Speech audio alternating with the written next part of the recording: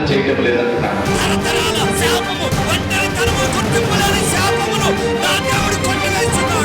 మన దేవుడు ఆశీర్వాదం ఇచ్చే దేవుడు, స్వస్థపరిచే దేవుడు, జ్ఞానం ఇచ్చే దేవుడు, బలమునిచ్చే దేవుడు, ఏ మేలు చేయక మానని దేవుడు. ఆయన ఎట్టివాడై ఉన్నారో మనము కూడా అట్టివారమే.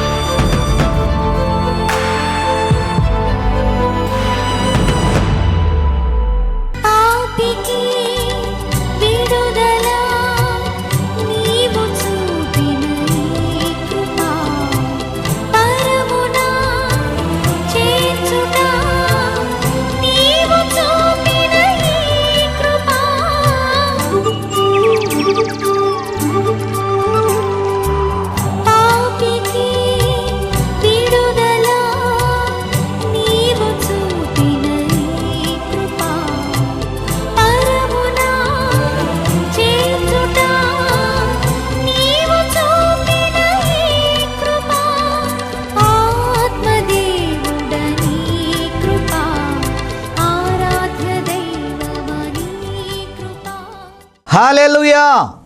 ఈరోజు ప్రభు మనకిచ్చిన గొప్ప అంశం ఏంటంటే how to be truly free. How to be truly free. నిజముగా మనము ఎలాగూ స్వతంత్రులుగా ఉండవచ్చు. ఆమేన్, హల్లెలూయా. స్వేచ్ఛగా ఉండవచ్చు. ఇక్కడ మీరు స్వేచ్ఛ అంటే మన ఇష్టానుసారంగా నడవటానికి కానీ, ఇష్టానుసారంగా తిరగటానికి కానీ, ఏ పాపమైన చేయటానికి దానికి స్వేచ్ఛ కాదండి. నీతిగాను, పరిశుద్ధముగాను, యథార్థముగా, దేవునికి ఇష్టముగా జీవించటాన్ని స్వేచ్ఛ అంటారు. అందుకని గలతీ 5:1 ప్రకారం క్రీస్తు నిత్యముగా మనలను తరతరాల శాపము నుండి, పాపము నుండి, రోగము నుండి, బలహీనత నుండి, వ్యసనముల నుండి, దరిద్రము నుండి, అప్పుల నుండి, అకాల మరణముల నుండి ఆయన స్వతంత్రులుగా చేశాడు. అంటే సింపుల్గా చెప్పాలంటే you and me completely free from every bondage. ఇప్పుడు మన ఇండియాకు స్వాతంత్రం వచ్చింది. సో మనము నీతిగా, యథార్థముగా మన దేశాన్ని మనకిష్టం వచ్చినట్లు పరిపాలించుకోవచ్చు. అలాగే చాలా దేశాలు బంధకాల్లో ఉన్నాయి. అలాగే ఒక్కొక్క కుటుంబం ఎప్పుడు చూసినా రోగాలు అనే బంధకాల్లో ఉంటారు, శాపం అనే బంధకాల్లో ఉంటారు, అప్పులనే బంధకాల్లో ఉంటారు, ఆమేన్, వివాహాలు జరగని బంధకాల్లో ఉంటారు. రకరకాలైన బాండేజెస్ ఉంటాయండి. అందుకనే ప్రభు అంటాడు, చెరలో ఉన్న వారిని విడిపించడానికి, నలిగిన వారిని, ఏమండి, గుడ్డి వారికి త్రోవ చూపించడానికి ప్రభు మనలను అభిషేకించాడు. ఒక్కటి గుర్తుపెట్టుకోండి, సిలువ మోసి రక్తం కార్చి ప్రాణం అర్పించిన పునరుద్ధానుడైన తర్వాత ఆ పునరుద్ధాన శక్తిని మనం పొందుకోవాలంటే, అభిషేకాన్ని పొందుకోవాలంటే, మనం స్వేచ్ఛగా ఉండాలంటే ఫస్ట్ మనము రక్షణ పొంది తీరాలి. యేసుక్రీస్తునే నీ నోటితో నా దేవుడని, నా ప్రభు అని ఒప్పుకుని యేసు ప్రభు వలె నీటి బాప్తీసం తద్వారా పరిశుద్ధాత్మ శక్తిని మనం పొందుకుని ముందుకు వెళ్ళాలి. అప్పుడు నువ్వు స్వేచ్ఛగా ఎవరు కూడా తాకరు. దేవునికి మహిమ కలుగును గాక. అందుకే మనందరికీ తెలిసిన వాక్యం ఏంటంటే యోహాను సువార్త 3వ అధ్యాయము 16వ వచనములో 4 మర్మాలు దేవుడు మనకు సెలవిస్తున్నాడు. మనందరికీ తెలిసిందే, దేవుడు లోకాన్ని ఎంతో ప్రేమించెను కాగా తన అద్వితీయ కుమారుని యందు ఎవరైతే విశ్వాసం ఉంచుతారో వారు నశింపక నిత్య జీవము పొందుకుంటారు. ఆమేన్. దీన్ని మెడిటేట్ చేయండి, మనం ధన్యులం అయిపోతాం. సో ఈ వాక్యంలో 4 అంశాలు మనం చెప్పుకుని, రక్షణ పొందిన వ్యక్తి స్వేచ్ఛగా ఉండాలి అంటే వానికి 5 గుణాలు ఖచ్చితంగా ఉండాలి. మొట్టమొదట ఈ 4 ప్రభు ఎలాగ మనల్ని ప్రేమించాడో చూద్దాం. మొట్టమొదటి గుణం ఏంటంటే ఏమండి, దేవుడు లోకాన్ని ప్రేమించాడు. మంచివారిని, చెడ్డవారిని, మానవ రూపంలో ఉన్న ప్రతి ఒక్కరిని ఆయన ప్రేమించెను అంటున్నాడు. It was done. ఆమేన్. ఆ సత్యాన్ని మనం తెలుసుకోవాలి. ఫస్ట్ది ఏంటంటే God's love. Amen, hallelujah. All హ్యూమానిటీని ఆయన ప్రేమించాడు. మీరు అనుకుంటున్నారు ఈమె మంచిదైతే నేను ప్రేమిస్తా, ఈయన మంచోడైతే నేను ప్రేమిస్తా, వీడికి మంచి అలవాట్లు ఉంటే నేను ప్రేమిస్తా. ఏమండి, మనం అంటాం దుష్టుడికి దూరంగా ఉండమంటాం. కానీ దేవుడు ఏమంటాడు, ఎవడను తరమకుండానే దుష్టుడి పారిపోనంటాడు. కానీ మనం ఉండవలసింది వాళ్ళ మధ్యలో మనం ఉంటున్నాం కనుక నువ్వు తెలుసుకోవాల్సింది ఏంటంటే దేవుని ప్రేమ అన్కండిషనల్ లవ్. భార్యాభర్తలు ఎవరు గొడవ పెట్టుకున్నా, ఎవరు అలిగినా ఒకరిని ఒకరు ప్రేమించుకోవాలి తప్ప ఇంకొక విధానం లేనే లేదండి.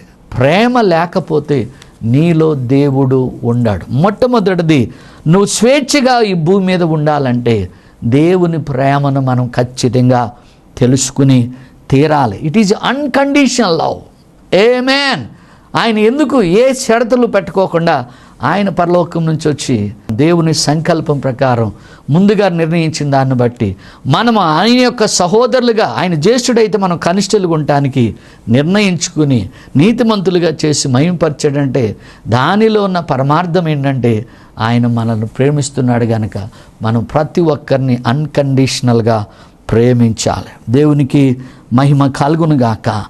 అండ్ రెండవది చూస్తే ఎందుకు మనం స్వేచ్ఛగా ఉండగలుగుతామంటే how to be truly free అంటే గాడ్స్ సాక్రిఫైస్. ఒకటి, దేవుని ప్రేమ వల్ల మనం స్వేచ్ఛగా ఉండగలుగుతాం. రెండవది దేవుని యొక్క త్యాగం. యోహాను సువార్త 15:13 ప్రకారం స్పష్టంగా దేవుడు సెలవిస్తున్న మాట, తన స్నేహితుని కొరకు తన ప్రాణము పెట్టువాని కంటే ఎక్కువైన ప్రేమ గలవాడెవ్వడు లేడు. ఈరోజు మనం పేపర్లో చూస్తే అక్రమ సంబంధాలు, అనేక రకాల స్నేహాల వల్ల ఒకరిని ఒకరు చంపుకుంటున్నారు. కనుక దేవుడు అంటున్నాడు, నిజమైన స్నేహితుడు విడవక ప్రేమించును అన్నాడు. అయ్యా నేను మీ స్నేహితుడిని, ఎందుకంటే మీరు నా శిష్యులు కనుక. ఎవరైతేనంట ఇతరులను ప్రేమిస్తుంటారో వారు ఎవరికి స్నేహితులు అవుతారంట? దేవునికి స్నేహితులు అవుతారంట. చూడండి, రెండవది గాడ్ సాక్రిఫైస్. దేవుని యొక్క త్యాగాన్ని బట్టి మనం స్వేచ్ఛగా ఉండగలుగుతాం. అంటే రక్షణ పొందిన వ్యక్తి ఎవరు స్నేహితుడు అవుతాడంట? దేవుని యొక్క స్నేహితుడు అవుతాడు. దేవునికి మహిమ కలుగునుగాక. రోమా 5:8 ప్రకారం ప్రభు అంటున్నాడు, దేవుడు తన ప్రేమను వెల్లడపరుచున్నాడు, ఎందుకనక మనం ఇంకనూ పాపులమై ఉండగా క్రీస్తు మన కొరకు చనిపోయెను. Underline, what is the value of Christ to death అంటే మన కొరకు త్యాగము దేన్ని చేశాడంటే తన ప్రాణాన్ని సిలువలో అర్పించాడండి. అందుకనే క్రీస్తు ప్రేమ అంట మానవుడు జీర్ణించుకోలేడంటే. ఎంతగానో ప్రభు ప్రేమిస్తున్నాడు. ఆయన నీ హృదయం అండి తలుపునొద్దుండి డాబా డాబా తట్టుచుంటే నువ్వు మాత్రం తినటం, తాగటం, డొరలటం తప్ప నరకముందు సహోదరుడా. ప్రభు రాబోతున్నాడు. అగ్ని ఆరదు, పురుగు చావదు. ఆమేన్. సో రెండవది, దేవుని త్యాగం వలన ఈ భూమి మీద మనం స్వేచ్ఛగా, ఆరోగ్యకరంగా, ఆనందముగా ఆయన త్యాగం వలన మనం బ్రతకగలుగుతాం. నిజముగా స్వేచ్ఛగా ఉండగలుగుతాం. ఏ బంధకమైనా ఏదైనా కానీ ఆయన చేసిన త్యాగం వల్ల. ఆమేన్, హల్లెలూయా. రైట్. మూడవది చూస్తే, మూడవది ప్రభు నీతో నాతో మాట్లాడే మాట గాడ్స్ ఆఫర్. అందుకని ఆయన త్యాగం మనల్ని ఏమి ఆహ్వానిస్తుందంటే ప్రభు అంటున్నాడు నమ్మమంటున్నాడు. ఏం ఆఫర్ చేస్తున్నాడు? ప్రయాసపడి భారం మోసుకున్న జనులారా నా యొద్దకు రండి. ఎవడైతే నన్ను నోటితో ఒప్పుకుంటాడో వాడు రక్షణ పొందుతాడంటున్నాడు. దేవునికి మహిమ కలుగునుగాక. నువ్వు ఏ ప్లేస్లో ఉన్నా, ఏ కులంలో పుట్టినా, ఏ మతంలో పుట్టినా, ఏ పని చేస్తున్నా, ఏ వ్యాపారం చేస్తున్నా, నా దేవుని ఉద్దేశం ఏంటంటే నువ్వు నశించిపోయి నరకానికి వెళ్ళటానికి వీలు లేదు. లోకమంతటిని ప్రేమించాడు, ప్రతి మానవుని ప్రేమించాడు కనుక ఆయన నీకు ఆహ్వానం పలుకుతున్నాడు. నీ హృదయంలోనికి ఆయన చోటిస్తే నీ హృదయాన్ని ఆయన వేలతాడు. నీకు నిత్య జీవానికి నిన్ను వారసుడిగా చేస్తాడు. ఇది దేవుడు నీకిచ్చే ఆఫర్, పరలోక రాజ్యం. చాలామంది 10 సంవత్సరాలు 15 సంవత్సరాలున్న బాప్తీసం తీసుకోవటానికి ఇష్టపడరు. ఇంకా నేను ముసలోనై నాకు అప్పుడు తీసుకుంటారంట. అంటే చేయాల్సిన చెత్త అంతా చేసి అప్పుడు బాప్తీసం తీసుకుంటే నువ్వు ఏమి సేవ చేస్తావు? వారసుడు కాదు కదా. అందుకే నీ శాపములన్నీ ఎత్తివేయబడాలంటే ఈరోజే నీకు అనుకూలమైన సమయం, ఈరోజే మిక్కిలి అనుకూలమైన సమయం. ఈ రాత్రి దేవుడు పిలుచుకుంటే నీకు రక్షణ లేకపోతే నరకమే సాధ్యం. మూడవది, దేవుడు మనకు ఆఫర్ చేస్తున్నాడు ప్రతి ఒక్కరికి. నాలుగవది చూద్దాం. ఎవరైతే నమ్ముతారో వాళ్ళు నశింపక నిత్యజీవమో పొందుతారు. 4వ ఆఫర్ ఏంటంటే, ఈ ఆఫర్లో దేవుని ఆహ్వానంలో దేవుడు మనకిచ్చిన గిఫ్ట్ ఏంటంటే హ్యావ్ ఎవర్ లాస్టింగ్, నిత్యజీవం. నిత్యజీవం గురించి ఆలోచించండి. నిత్య నరకం ఉంది, అది కూడా ఆలోచించాలి. దానికి మనము భయపడాలి. ఆమేన్, హల్లెలూయా. ఈ యొక్క నిత్య జీవం అనేది చూడండి, బాగా అర్థం చేసుకోవాలి. రక్షణ ఉచితమే, కానీ నిత్య జీవం అనేది ఉచితంగా రాలేదండి. ఆ నిత్య జీవాన్ని ప్రభు కొన్నాడు, నీ రక్షణను కొన్నాడు, రక్తం ఇచ్చి ఏమండి ఆ నిత్య జీవాన్ని మన కొరకు సంపాదించాడు. ఎప్పుడైతే పునరుద్ధానుడిగా తిరిగి లేచాడో మనము కూడా ఇంకా చనిపోం. అందుకనే శిష్యులంతా హతసాక్షులైపోయారు. వారు ఇంక మేము చనిపోయినా కానీ తిరిగి బ్రతుకుతాం. యేసయ్య రూపాంతరత పొందాడు, సమాధుల నుండి తిరిగి లేచాడు. ఏమండి అనేక వందల మందికి కనపడ్డాడు. ఏ రీతికి వెళ్ళాడు ఆ రీతిగా వస్తాడు. ఇది నిజం. ఈరోజు దేవుడు నీకు నాకు ఇచ్చిన బహుమతి ఏంటంటే ఆయనను విశ్వసించి నమ్మిన వాడు నిత్య జీవం పొందుకుంటాడు. పరలోకములో ఏమండి 2000 సంవత్సరాలు ఆయనతో ఉంటాం, 1000 ఏళ్ళ పాలన ఉంటా. ఇప్పటికైనా నీ కుటుంబం అంతటికి రక్షణ ఉన్నదో లేదో ఒకసారి చెక్ చేసుకో. నీ మందిరానికి వెళ్ళు, సేవకుని అడుగు, అయ్యా మా కుటుంబం అంతా రక్షణ పొందాలి. అప్పుడు యెహోషువలే నీ కుటుంబము, నేను నా ఇంటి వారిని యెహోవా దీవించబడదు అంటున్నాడు. ఇదిగో ఎఫెసీ 3వ అధ్యాయంలో 17వ వచనంలో ప్రభు అంటున్నాడు, మీ హృదయము ఏమండి విశ్వాసము ద్వారా నివసించున్నట్లుగా తన మహిమైశ్వర్యమునంట మనకు దయచేయుచున్నాడు. మహిమైశ్వర్యం అంటే ఎన్నటికి కూడా నశించిపోని నిత్య జీవము ప్రభువు మనకు ఇచ్చి ఉన్నాడు. ఆయన సంపూర్ణత యందు ఎదుగుచు మనం పరిపూర్ణములగుటకు మనమంట ఎల్లప్పుడూ కూడా ఆయన ప్రేమ యొక్క ఎత్తు, లోతు, పొడవు, వెడల్పు మాత్రమే మనము తెలుసుకోవాలండి. ఈ 4, ఒకటి దేవుని ప్రేమ, దేవుని త్యాగం, దేవుడు మనకి ఏదైతే ఆహ్వానం పలుకుతున్నాడో, అలాగే 4వది దేవుడు మనకిచ్చే బహుమతి. ఈ 4 మనం కలిగి ఉంటే ఖచ్చితంగా ఈ భూమి మీద స్వేచ్ఛగా బ్రతుకుతాం. అందుకే ఈరోజు ఒక మంచి నిర్ణయం తీసుకోవాలి. సహోదరుడా, నువ్వు రక్షణ పొందావా? ప్రభువుని సంపూర్ణంగా అంగీకరించి నీటి బాప్తిసం, అగ్ని బాప్తిసం తీసుకుని ఆయన సన్నిధిలో నడుస్తున్నప్పుడు స్వేచ్ఛగా బ్రతకాలంటే ఇది మొదటి మెట్టు. స్వేచ్ఛగా బ్రతకాలంటే రెండో మెట్టు ఏంటంటే 5 మీకు త్వరగా చెప్తాను. మొట్టమొదటి ఏంటంటే నిజముగా మనం స్వేచ్ఛగా బ్రతకాలి అంటే ప్రభు నీతో నాతో మాట్లాడే మాట ఏంటంటే, ఒకటి, నీ ఆత్మీయ జీవితంలో మీకు ఏముండాలంట? ఇంప్రూవ్మెంట్ ఉండాలంట. రక్షణ పొందిన తర్వాత ఆశీర్వాదాలు రావు.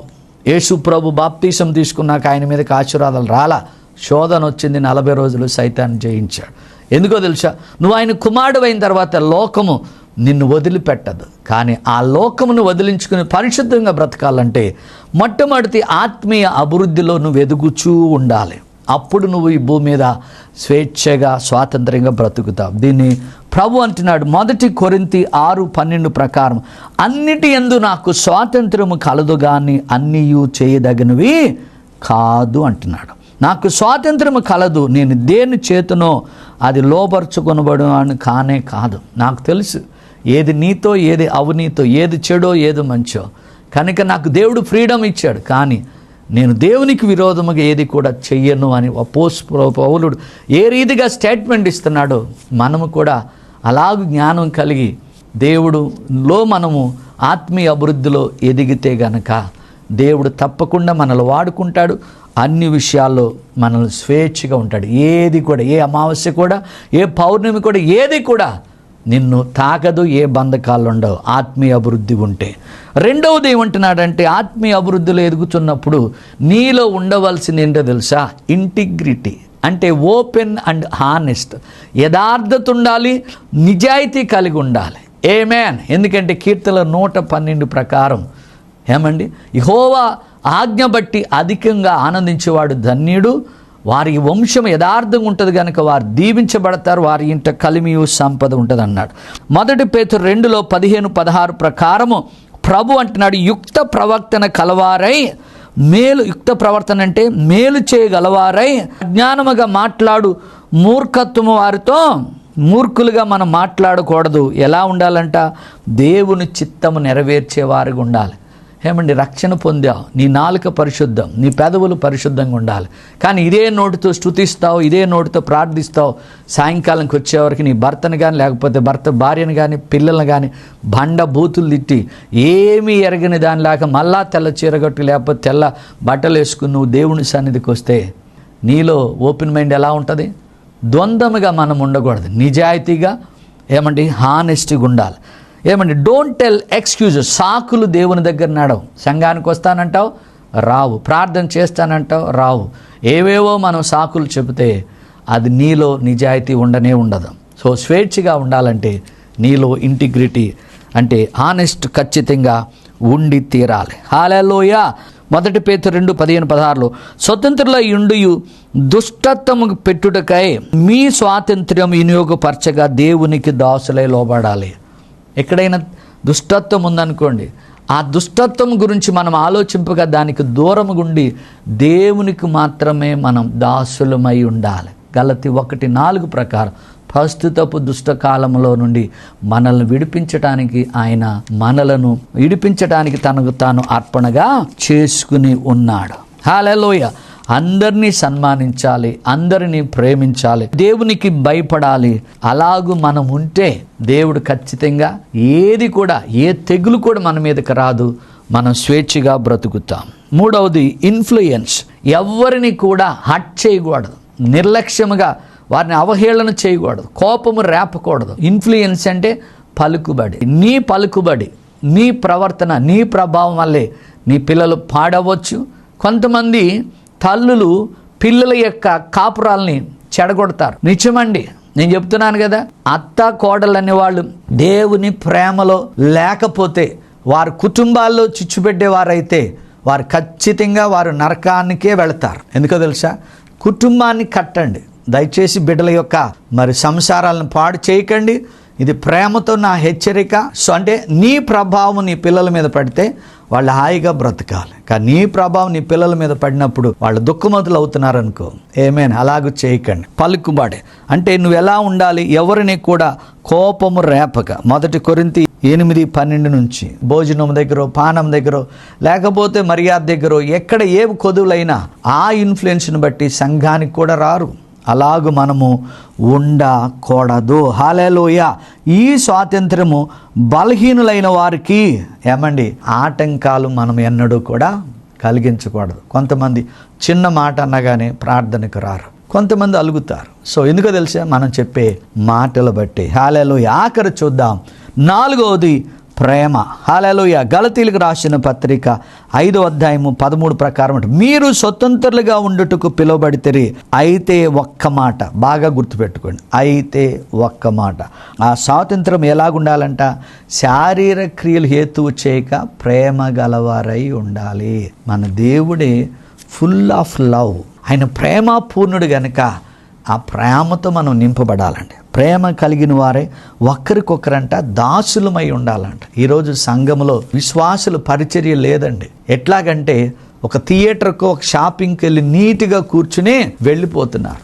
కానీ సంఘంలో పనులు చెయ్యండి. అది దేవుని సంఘం. ఎవరైతే దేవుని సంఘంలో నాయకులుగా గొప్పవారికి ఉండాలంటే మీరు వచ్చే వారికి దాసులుగా ఉండి మీరు సేవ చేయండి. మీరు లోకాన్ని ఏలతారు. చూడండి, అసహించుకోవటం వల్ల ఏమవుతావు తెలుసా? చీకటిలో ఉంటావు. అసహ్యం వల్ల కన్ఫ్యూజ్లో ఉంటావు. అసహించుకోవటం వల్ల యేసు ప్రభుని సిలువ వేశావు. కనుక ఆ అసహ్యం లేకుండా, ఆత్మలో కపటం లేకుండా యథార్థంగా బ్రతుకుతూ మనము స్వేచ్ఛగా ఉండాలంటే దేవుని ప్రేమ ఎత్తు లోతు తెలుసుకుని ఆ ప్రేమను పంచేవారుగా మనం ఉన్నప్పుడు స్వేచ్ఛగా నిండు నూరేళ్లు ఆరోగ్యముతో ఆనందముతో బ్రతికి మీరు గొప్ప సేవకులు అవుతారు, గొప్ప విశ్వాసులు అవుతారు. తద్వారా ఆయన రాజ్యం విస్తరిస్తుంది. ఆయన నోటి నుండి మనం బలా మంచి దాసుడా, ఇతడు నా ప్రియ కుమారుడితని అందు నేను ఆనందిస్తానంటున్నాడు. నిజమైన స్వాతంత్ర్యం కావాలంటే రక్షణ పొంది ఈ 5 గుణాలు మనం కలిగి ఉంటే దేవుడు మనల్ని బట్టి ఆనందిస్తాడు.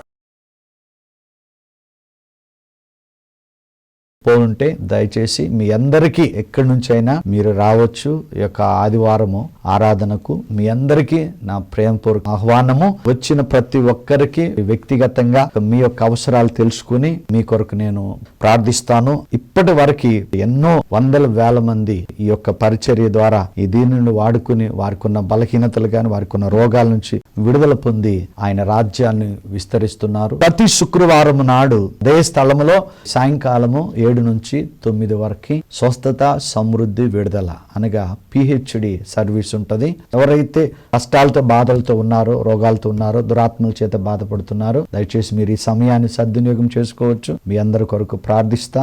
దేవుడు మిమ్మల్ని స్వస్థపరిచి విడుదలిచ్చి ఆయన నామాన్ని మహిమపరుచుకుంటాడు. దేవుని నామానికి మహిమ కలుగునుగా. హల్లెలూయా. గడిచిన కాలములో, గడిచిన వారములో మన ప్రభు అయిన యేసయ్య చేసిన అనేక అద్భుతాలు తెలుసుకుని మన యేసయ్యను మహిమపరుద్దాం. ఈమె పేరు సరోజినం అండి. కంటిన్యూగా ప్రతి శనివారం మన ప్రోగ్రాం చూస్తుంది.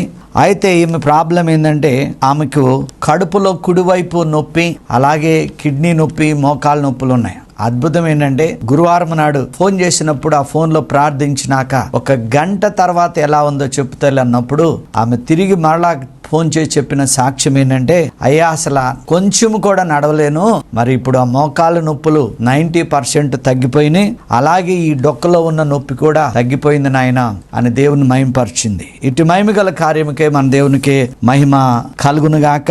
మరి ఈమె పేరు వెంకటలక్ష్మి అండి. రాజమండ్రి దగ్గరున్న ఒక ఊరు. ఆమెకు ఏంటి ప్రాబ్లం అంటే దురదలు, మంటలు, బాడీ అంతా. మరి ఎంతంటే అయ్యా నేను తట్టుకోలేకపోతున్నాను, ఏదన్నా వేసుకుని అసలు చనిపోదాం. కేవలం దేవుని మహిమ కొరకు చెప్తున్నానండి. 2 days ప్రార్థించాం కంటిన్యూగా. ఆమె చెప్పిన సాక్ష్యం ఏంటంటే ఆ గోకిన తర్వాత వచ్చే మంటలు కూడా చాలా భయంకరంగా ఉండేదంటండి. ప్రభు రక్తముతో కడగమని, ఆయన పొందిన దెబ్బల చేత స్వస్థత కలుగునని ప్రార్థించినప్పుడు ఆమె చెప్పిన సాక్ష్యం ఏంటంటే, అయ్యా ఇప్పుడు నాకు సంపూర్ణమైన స్వస్థత కలిగిందని. ఇటు మహిమ గల కార్యముకే మన యేసయ్యకి మహిమ కలుగునుగాక.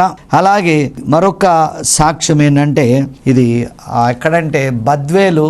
ఆ పిల్ల పేరు శిరీష. దాదాపు కొంతకాలం నుంచి భయంకరమైన కడుపుల నొప్పితో బాధపడుతుంది. 9 సంవత్సరాల పిల్లే. మరి టాబ్లెట్ వేసినా తగ్గలేదా, అట్లాగే పండుకునుంది. నాకు తెలిసిన ప్రసాద్ గారు బెంగళూరు, ఆయన వాళ్ళ చుట్టం ఆ పిల్ల.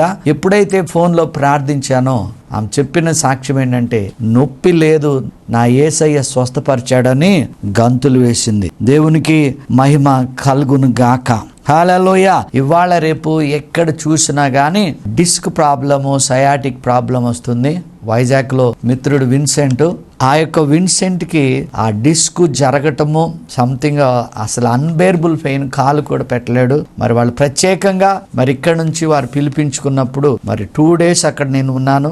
అద్భుతం ఏంటంటే ఒకే ఇంటిలో 2 అద్భుతాలు జరిగినాయండి, నమ్మాలి. ఒకటి ఏంటంటే మొట్టమొదట తన భార్య రమ్య భయంకరమైన స్పాండిలైట్స్ తోనూ టాబ్లెట్ వేసుకుంటేనే మరి ఆమె డ్యూటీకి వెళ్లాల్సింది. ఈ కుడి భుజం బ్యాక్ సైడ్ నొప్పి, అలాగే వెన్నుపూస నొప్పి. ఎప్పుడైతే తన తల మీద ఒక 10 నిమిషాలు చేపెట్టి ప్రార్థించాను, ప్రభు ఆయన యొక్క అభిషేకములో ఉన్న అన్న నా బాడీ అంతా చాలా తేలికైపోయింది, ఇదంతా ఫ్రీ అయిపోయింది, నా దేవుడు నన్ను స్వస్థపరిచినందుకు ఆమె ఎంతగానో సంతోషింది. మరి ఆ స్పాండిలైట్ నుంచి, ఆ షోల్డర్ వెన్నుపూస నొప్పి నుండి దేవుడు స్వస్థతనిచ్చాడు. దేవునికి మహిమ కలుగునుగాక. విన్సెంట్ తన భర్త కూడా ఆ డిస్క్ ప్రాబ్లము, కాలు కూడా పెట్టలేడు. మరి ఎప్పుడైతే 2 days తన గృహంలో ఉండి ప్రార్థించామో ప్రభు అద్భుతంగా, నేను చెప్తున్నాను కాదండి, ఆ ఫేసే కూడా తన ముఖాన్ని కూడా ఎంత క్లియర్గా ఉందంటే అంత తేటగా దేవుడు అతన్ని స్వస్థపరిచాడు. అన్న ఇప్పుడు నాకు చాలా బాగుంది అని ఆయన చెప్పిన ఈ 2 సాక్ష్యాలకే మన దేవునికి మహిమ కలుగును గాక. హల్లెలూయా. మరొక సాక్ష్యం ఏంటంటే ఇది చాలా అద్భుతం అండి. ఇతని పేరు జాన్ అననియా. తనకి సడన్ గా లివర్ దగ్గర నొప్పి రావటము, తను ఖమ్మంలో ఉన్నాడు ఆ టైంలో, ఆ నొప్పి రావటము వాళ్ళ హాస్పిటల్ తీసుకెళ్తే చాలా సీరియస్ అండి. మరి బ్రతకడమే కష్టం అన్నారు.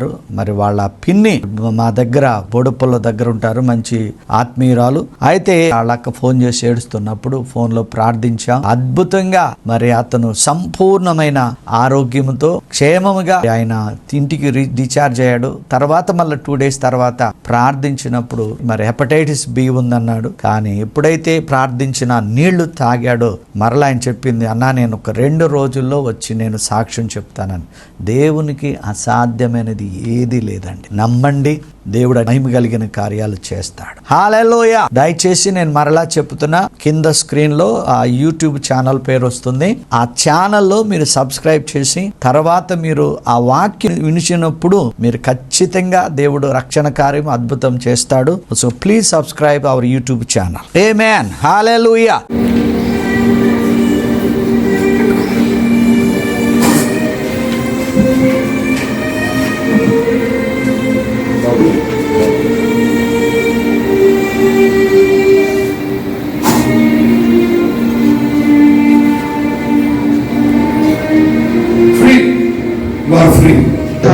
ప్రార్థన చేశారు. నా తలనొప్పి తగ్గింది, బాగానే ఉంది ప్రస్తుతం, పర్లేదండి. ప్రార్థన చేయించుకున్నాము. అయ్యగారు మా పని మీద చేయి వేసి ప్రార్థించగానే నొప్పి తగ్గిపోయి దేవుని పొందడానికి సుశాసన దేవుడు గుండెని రక్తంలో కడిగింది. ఆమేన్. లంగ్స్ ని రక్తంలో కడిగింది. స్టమక్ ని రక్తంలో కడిగింది. ఎవడైనా క్రీస్తునందు ఉన్న ఎడల వాడు నూతన సృష్టి. ఓ ఓ టచ్, రిసీవ్, టచ్, టచ్. నూతన ఆత్మ, ఆమేన్. నూతన బలం, ఆమేన్. నూతన శక్తి, నూతన కృప నీ బిడ్డను నింపబడునుగా. నీ రక్త ప్రోక్షణలో ఈ దేహం ఇప్పుడే కలగబడునుగా. నిలిచిన పూర్ణ సుస్థతకై వందనాలు ప్రభువా. ఏం పేరు నీ పేరు? ఏమవుతుంది నీకు? ప్రార్థన చేస్తుంటే ఏమవుతుంది? ఏదో తాగుతున్నట్టుంది. నీ గుండె బరువు ఉండేది ఉంటుందా? ఇప్పుడు తేలిగ్గా ఉందా? ఉందా లేదా? నిజం చెప్పు. ఉందా లేదా? గడి సభలు కూడా తెరిచి చూద్దాం. మంచిగా అవుతాడేంగా. తండ్రి నీకు వందనాలు ప్రభువా. నాయనా నీకు స్తోత్రం. నిజమైన స్వేచ్ఛ ఎలా వస్తుందంటే రక్షణను బట్టి. స్వేచ్ఛగా బ్రతకాలంటే ఆత్మీయ అభివృద్ధి ఉండాలి, నిజాయితీ ఉండాలి, అలాగే ప్రభువా మంచి ప్రభావం ఇన్ఫ్లుయెన్స్ కలిగి ఉండాలి, ప్రేమ కలిగి ఉండాలి. ఈ 5 గుణాలు మా జీవితాల్లో ఉండాలి ప్రభువా. మాకు ఈ లోకంలో ప్రభువా మాకు అత్యధికమైన విజయమే అన్నిట్లో, ఊరేగింపుతో కూడిన విజయోత్సవమే ఉన్నది. ఎందుకంటే నీ శిలువ ద్వారా, నీ రక్తము ద్వారా, నీ పునరుద్ధానము ద్వారా, అన్నిటికంటే మీరు మాలో ఉంచిన ఆత్మ ద్వారా అన్నిటిని మేము జయించగలుగుతాం, స్వేచ్ఛగా బ్రతకగలుగుతామని ఈరోజు మమ్మలను మాతోను మీరు మాట్లాడిన విధానంకై వందనాలు. అనారోగ్యము గల బిడ్డలందరినీ నీ ఆత్మ ద్వారా మీరు స్వస్థపరిచి వారి రోగాల నుండి, అప్పుల నుండి, దరిద్రము నుండి, మరణం పడక నుండి నాయన నీ రక్తము ద్వారా నువ్వు పొందిన దెబ్బల ద్వారా స్వేచ్ఛను దయచేయండి ప్రభువా. విడిపించండి నాయన. నిరంతరం ఈ ప్రోగ్రాం నాయన కొనసాగుటకు సహకరిస్తున్న ప్రతి కుటుంబాన్ని ప్రతి బంధకము నుంచి విడిపించి సంపూర్ణమైన స్వేచ్ఛను పొందుకొని అన్ని సంపూర్ణతలో పరిపూర్ణత కలిగి వారు ముందుకు వెళ్ళే భాగ్యం దయచేయమని యేసు నామములో ప్రార్థిస్తున్నాము తండ్రి. ఆమేన్. సంపూర్ణమైన స్వాతంత్రం, స్వేచ్ఛ మీకు సమృద్ధిగా కలుగునుగా. ఆమేన్. మా చిరునామా Kefa Joseph Matta, miracle home, house number 2-108/35, road number 3, Siddhi Vinayaka Chittari Nagar, Boduppal, 5,92,000, Hyderabad, Telangana. Back side Shankaraiah function hall. మా ఫోన్ నెంబర్ 9848195752. దేవుడు మిమ్మలను సమృద్ధిగా దీవించునుగాక.